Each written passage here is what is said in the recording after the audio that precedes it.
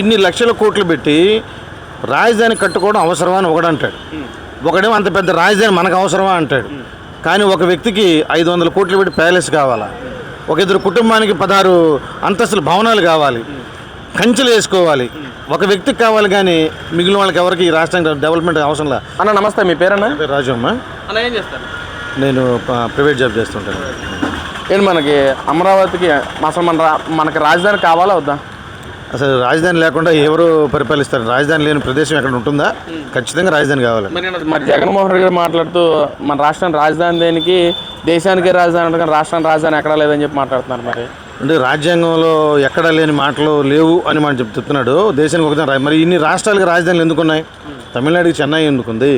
వాళ్ళు విధవరికి పెట్టిన పేర్లు కూడా మార్చుకొని వాళ్ళకు అనుకూలంగా వాళ్ళ ప్రాంతీయ అభిమానం చాటుకుంటూ చక్కగా పెట్టుకుంటున్నారు. ఒకప్పుడు త్రివేంద్రం ఉండేది, ఇప్పుడు తిరువనంతపురం అయింది. అవునండి, మద్రాసు ఉండేది, చెన్నై అయింది. ఎందుకు మార్చుకుంటున్నారు?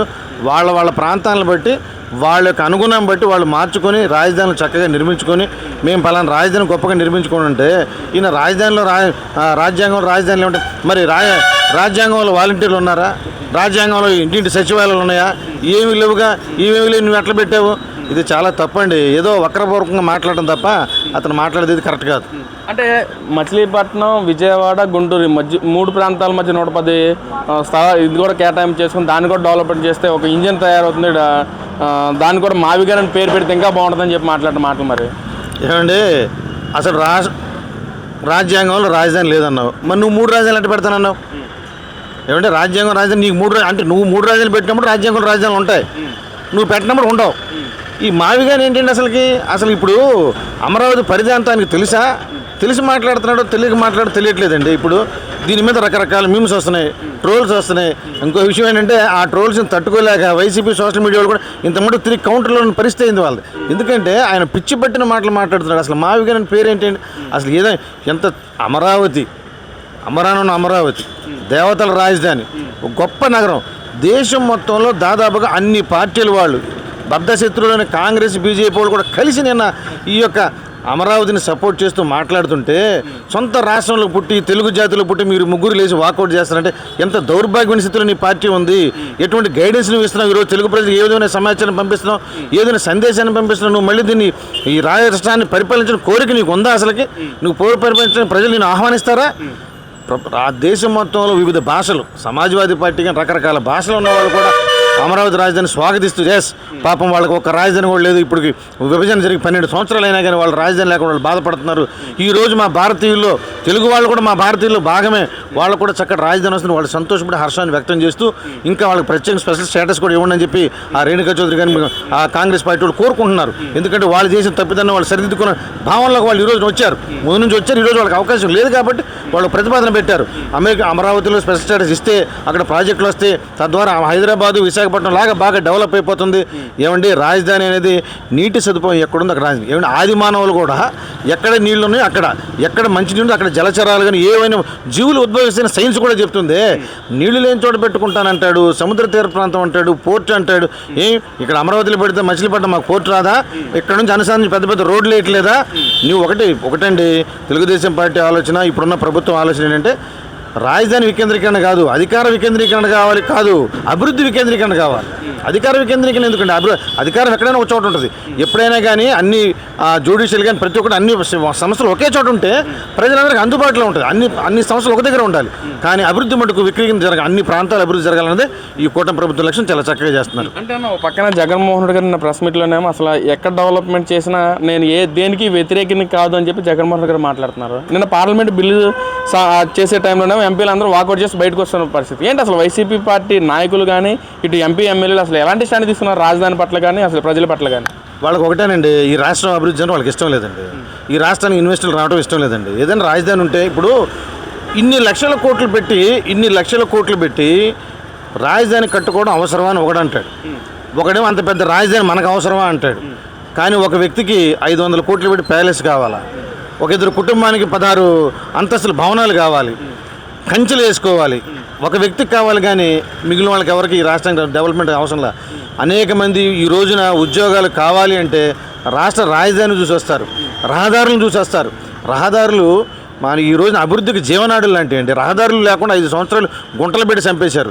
రహదారులు ఎప్పుడైతే ఉందో, ట్రాన్స్పోర్టేషన్ ఎప్పుడైతే ఉందో డెవలప్మెంట్ జరుగుతుందండి. ఎప్పుడైతే డెవలప్మెంట్ జరుగుతుందో ఇతర దేశాలు కూడా ఆకర్షణకు గురవుతామండి. ఖచ్చితంగా వాళ్ళు కూడా ఇక్కడ ఇన్వెస్ట్ చేయాలంటే, వాళ్ళు ఇన్వెస్ట్ చేయడం వల్ల మనకి అక్కడ ఫ్యాక్టరీ రావడం వల్ల మనం ల్యాండ్ ఇస్తాము, కరెంట్ ఇస్తాము, ఇన్ఫ్రాస్ట్రక్చర్ మనం ఇస్తామండి. మనకి ఈ రోజు మ్యాన్ పవర్ మన దగ్గర ఉంది. మన మ్యాన్ పవర్కి జాబ్స్ రావాలంటే ఖచ్చితంగా ఫారినర్స్ రావాలి, ఇన్వెస్ట్మెంట్ పెట్టాలంటే మంచి రాజధాని ఉంది. ఉదాహరణకి ఇన్ని లక్షల కోట్లు పెట్టి అవసరమా అండి? ఫ్యూచర్ ముందు చూపు కావాలండి. ఆ రోజు జీఎం వాళ్ళు పెట్టినప్పుడు 2 ఎకరాలు ఇచ్చాడు కాబట్టి ప్రపంచాన్ని మొత్తం కరోనా వ్యాక్సిన్ మనం తయారు చేయగలిగింది. ముందు చూపు. ఈరోజు క్రీడల గురించి చెప్పుకోండి. ఒకప్పుడు బ్యాడ్మింటన్లో చైనా వాళ్ళు, థాయిలాండ్ వాళ్ళ గొప్పని, అలాంటిది వాళ్ళని డామినేట్ చేసి పుల్లెలు గోపించిన దగ్గర నుంచి మరి ఉన్న అమ్మాయిలు ఇద్దరు కూడా, మరి సైనా నెహ్వాల్ కానీ, మన సింధు కానీ, ఇటువంటి వాళ్ళు అందరూ వచ్చారు. ఎక్కడి నుంచి వచ్చారండి? ఆ రోజు ఈయన ముందు చూపుతూ బ్యాడ్మింటన్ ఒక అకాడమీకి ఏర్పడి హైదరాబాద్లో స్థలం ఇచ్చాడు. అలాగే క్రీడలు కానీ, సంస్కృతులు కానీ, అభివృద్ధి కానీ, డెవలప్మెంట్ కానీ ఉండాలంటే ఖచ్చితంగా ఒక మంచి రాజధాని కావాలి.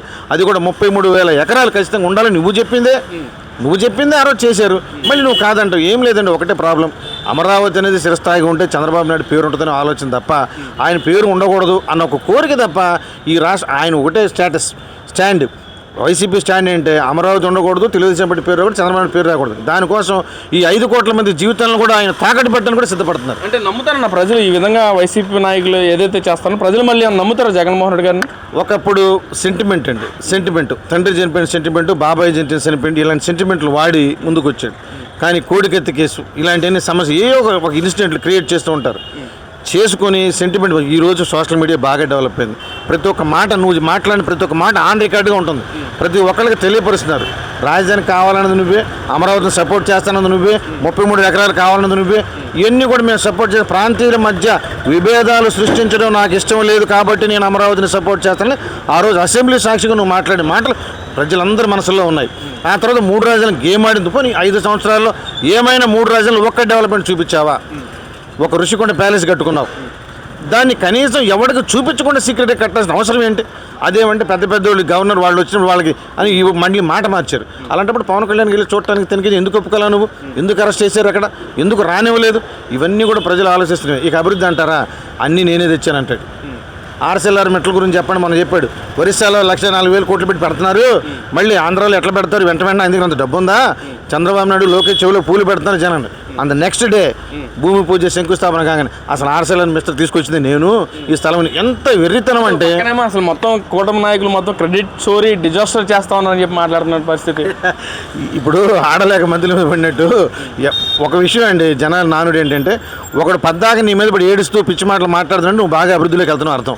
అలాగే చంద్రబాబు నాయుడు రాష్ట్రాన్ని అభివృద్ధికి తీసుకెళ్తున్నాడు కాబట్టి ఇతను తట్టుకోలేకలని మాట్లాడి అందరికీ విషయం తెలుసు. అందులో నో ప్రాబ్లము. ఇతను చెప్పే మాటలు ఎవరు నమ్మరు, విశ్వసించరు. కాబట్టి ఇప్పటికైనా మనం కోరుకునేది ఏంటంటే, ఒక తోటి తెలుగువాడిగా, తోటి ఆంధ్రుడిగా నేను కోరుకునేది ఏంటంటే, దయచేసి మీరు అభివృద్ధిని స్వాగతించండి. మీకు ఇచ్చిన మంచి ఆలోచనలు, ఇది మావిగేలు లాంటి ఆలోచనలు కాదు, ఏమైనా ప్రజలకు ఉపయోగపడే ఆలోచనలు ఈ ప్రభుత్వానికి చెప్పి దాన్ని డెవలప్ చేయమని మనస్ఫూర్తి కోరుకుంటున్నాను. అన్న మరి ఫైనల్గా ఏదైతే రేపు 7 గంటలకు కానీ 6 గంటల నుంచి 7 గంటల మధ్య ప్రజలందరూ కూడా రోడ్ల మీద వచ్చి లేదా ఇంటి దగ్గర కూడా దీపాలు పెట్టుకుని సమ్మతిస్తున్న పరిస్థితి ఎందుకు ఆ పరిస్థితి ఎందుకంటారు? ఎందుకు చేశారనుకోవచ్చు? ఇది జనాలు ఎవరో చెప్పారని కదండి. చంద్రబాబు నాయుడు గారు, లోకేష్ గారు ఒక పిలుపునిచ్చారు కాబట్టి వాళ్ళు ఆ రకంగా చేశారు. కానీ ఆ ఆనందం అనేది నిన్న ఎప్పుడైతే రాజ్యసభలో ఆమోదం పొందిందో ప్రతి ఒక్క ఆంధ్రుడి హృదయం ఉప్పొంగుతుంది, ప్రతి ఒక్క తెలుగువాడి హృదయం ఉప్పొంగుతుంది, పక్కన తెలంగాణ వాళ్ళ హృదయం కూడా ఉప్పొంగుతుంది. ఎందుకంటే నా తోటి ఆంధ్రుడు, నా తోటి తెలుగువాడు కూడా ప్రత్యేక రాజధాని ఏర్పాటు చేసుకుంటున్నారు. వాళ్ళు కూడా చక్కగా ఎదురు, వాళ్ళు కూడా సంతోషపడుతున్నారు. కాబట్టి వాళ్ళ యొక్క ఆనందాలను వివిధ రూపాల్లో వివిధ విధంగా ఎక్స్ప్రెస్ చేసుకున్నారు. వాళ్ళ ఫ్యామిలీస్లో స్వీట్లు పంచుకోవచ్చు, ఆనందంతో మంచి వంటలు వండుకున్నారు, అన్నీ చేసుకోవచ్చు. కానీ ప్రజలకు తెలియాలి, నరేంద్ర మోడీ గారికి తెలియాలి, అందరూ చూడాలి కాబట్టి అన్న ఉద్దేశం ఒక ఇచ్చారు తప్ప, ఒక ఇది దాన్ని ప్రైవేట్ చెప్పారు తప్ప యాక్చువల్గా అంతకంటే ఎక్కువ ఆనందాన్ని ప్రజలు పొందుతున్నారు. ఇది వాస్తవం.